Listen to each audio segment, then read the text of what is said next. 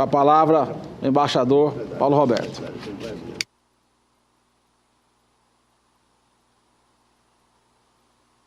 Em homenagem ao ex-senador, ex-deputado Roberto Campos, senador Cidinho Santos, do seu estado natal, Mato Grosso, meus agradecimentos por essa sessão, pelo convite a mim formulado, assim como ao deputado Paes Landim, que tornou essa sessão conjunta das duas casas. Quero cumprimentá-lo, senador Cidinho Santos, pelo excelente folheto que o senhor fez sobre o Roberto Campos, realmente um trabalho primoroso de edição. Senhores senadores, senhores deputados, caros amigos, admiradores do ex-senador, diplomata e economista Roberto Campos, eu vou me permitir, em primeiro lugar, senhor senador Cidinho Santos, esclarecer que não compareço a essa sessão enquanto diretor do Instituto de Pesquisa de Relações Internacionais, pertencente à Fundação Alexandre de Gusmão, do Itamaraty, mas simplesmente como cidadão brasileiro, como professor, como autor e organizador deste livro, O Homem que Pensou o Brasil, Itinerário Intelectual de Roberto Campos, uma obra que eu empreendi sem que qualquer demanda externa ou sugestão institucional me fosse feita, unicamente pelo prazer intelectual de compor uma obra em homenagem a um grande cidadão brasileiro, como expressão da minha admiração intelectual por um homem, por um economista, por um colega, diplomata, em relação ao qual, aliás, eu me sentia uma espécie de opositor ideológico na minha já distante juventude esquerdista, não é? Nessa ocasião tive o privilégio, uma primeira vez, de assistir a um pronunciamento do então ministro do Planejamento, Roberto Campos, numa faculdade em São Paulo, em defesa do Programa de Ação Econômica do governo em 1966, não é? Senhor presidente, ainda são relativamente raros os brasileiros que podem exibir a felicidade de chegar aos 100 anos. Como é o caso, por exemplo, de outro ilustre diplomata, liberal como Roberto Campos, ainda que não economista, mas pensador político e filosófico, José Oswaldo de Meira Pena, que também comemorou 100 anos no último mês de março. São ainda mais raros, senhor presidente, os indivíduos que, chegando ou não aos 100 anos de vida, podem ser lembrados por grandes feitos em favor do país ou da humanidade em geral. Roberto Campos, que teria chegado aos 100 anos nesta data, não teve essa felicidade, mas ele já tinha obtido, ainda em vida, a raríssima distinção de ter se convertido em verdadeiro ícone da inteligência nacional, em insigne representante de uma classe muito restrita de indivíduos que alcança a glória ainda durante a sua longa vida ativa. Isso numa sucessão de pequenas vitórias, obtidas com muito esforço individual, com muita dedicação aos estudos, com uma persistência notável para quem, finalmente, tinha saído de origens modestas, no Mato Grosso, e que parecia destinado a uma vida monástica, tal era a sua paixão pelos estudos, mas dispondo de recursos familiares extremamente modestos. Roberto Campos se distinguiu, em primeiro lugar, enquanto diplomata, desde 1939, admitido por concurso do DASP no Itamaraty. Depois, como economista de altíssima qualidade, a partir da sua formação nas universidades George Washington, de Washington, e Columbia, de Nova York, em 1947. Em seguida, mediante seu crescimento na condição de tecnocrata preparadíssimo, na fase de construção do moderno Estado brasileiro, por meio de sua participação na Comissão Mista Brasil-Estados Unidos, aqui já evidenciada pelo deputado Paes Landim, no início dos anos 50, o que foi consolidado quando de sua nomeação, no decorrer dos anos 50, como diretor e mais adiante como presidente do BNDE, dois cargos a que ele renunciou quando percebeu que a entidade estava sendo usada para fins políticos, não para a finalidade precípua para a qual tinha sido criada.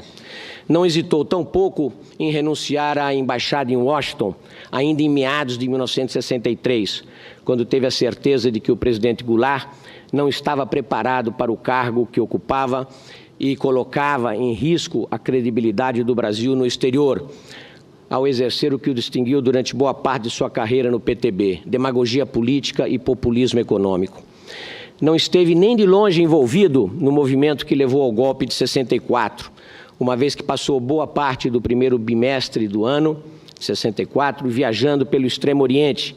que ainda conhecia mal naquele momento. Quando voltou ao Brasil,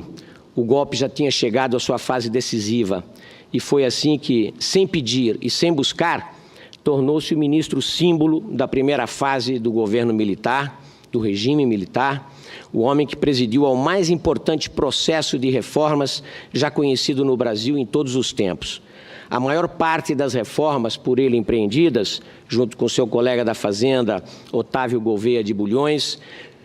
de certa forma perdura até hoje, ainda que muitas delas deformadas por erros e distorções acumuladas ao longo do tempo, especialmente na área tributária. Mas, pergunto, o que faria hoje, se vivo fosse, Roberto Campos, ante a situação vivida pelo Brasil e pelos brasileiros, depois de mais de uma década de descalabros perpetrados no terreno econômico e em outros domínios da vida pública também? Em primeiro lugar, creio que Roberto Campos teria morrido deprimido ao contemplar a grande destruição construída pelos companheiros no poder.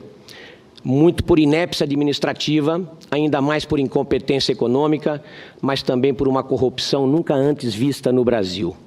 Em segundo lugar, não lhe seria muito difícil conceber um plano de salvação nacional, um programa completo de recuperação econômica, ele que já tinha concebido vários desde os anos 50, com sucesso variado segundo os dirigentes políticos de cada momento. Ele poderia, por exemplo, retomar quase inteiramente o seu pronunciamento feito neste Senado, seu pronunciamento inaugural feito em 8 de junho de 1983, e resumido no capítulo 19 do seu livro de memórias, intitulado As Lições do Passado e as Soluções do Futuro. Ele diz, na sua lanterna na popa, que esse discurso, abro aspas, foi talvez a melhor peça que já escrevi, como síntese de problemas e propositura de soluções, fecha aspas. Com exceção do problema da dívida externa, hoje relativamente relevante, mas não da dívida doméstica, este dramático, todas as demais questões por ele abordadas nesse discurso inaugural guardam notável semelhança com o pavoroso quadro atual, como ainda se aplicam inteiramente os remédios que ele propunha naquela ocasião. Recomendo aos senhores senadores, aos deputados, que releiam atentamente tudo o que ele disse naquele dia de 1983, para constatar o que estou afirmando agora. Ali figuram um programa completo de regeneração do Brasil, um conjunto factível de soluções, totalmente válido para os dias que correm, tanto no diagnóstico quanto nas prescrições de políticas econômicas. Eu também recomendaria que se lesse atentamente o seu discurso de despedida da Câmara dos Deputados, aqui já relembrado pelo deputado Paulderney Avelino, realizado 16 anos depois, em janeiro de 1999, quando ele se despedia da Câmara, num pronunciamento que ele mesmo chama de retrospecto melancólico, ao fazer um balanço bastante frustrante da imensa distância que ele constatava existir entre o potencial de reformas e as possibilidades de progresso alinhadas em seu discurso do início do mandato parlamentar em 1983 e o desempenho finalmente medíocre seguido pelo Brasil no período decorrido desde então. Ele listava, entre outras, reformas que tinham deixado de ser feitas, aliás, até hoje. Abolição de monopólios estatais, reformas estruturais do Estado, administrativa, fiscal e previdenciária, privatização de estatais e outorga de serviços.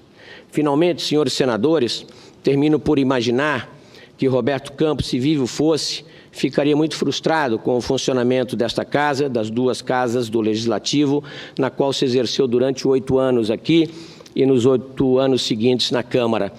durante os quais travou muitas batalhas contra os inimigos das reformas, contra as corporações de ofício, contra os mandarinhos do Estado, contra os monopolistas e estatizantes de todos os tipos. Ele não deixaria de constatar uma baixa propensão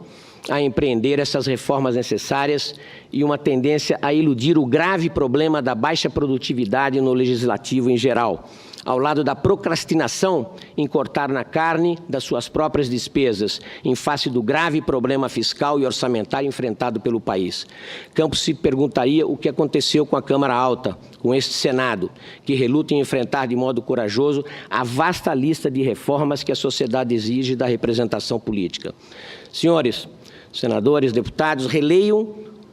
ou leiam Roberto Campos, como eu mesmo fiz para a feitura desse livro, O Homem que Pensou o Brasil, e reflitam sobre suas palavras e sobre os seus ensinamentos. Aos 100 anos do seu nascimento, Roberto Campos ainda tem muito a nos dizer. Muito obrigado pela oportunidade que me foi dada, senhor senador. Muito obrigado. Obrigado, embaixador Paulo Roberto de Almeida. Prazer recebê-lo aqui. Agradecer a presença de todos nessa data importante do centenário desse grande homem, Roberto Campos.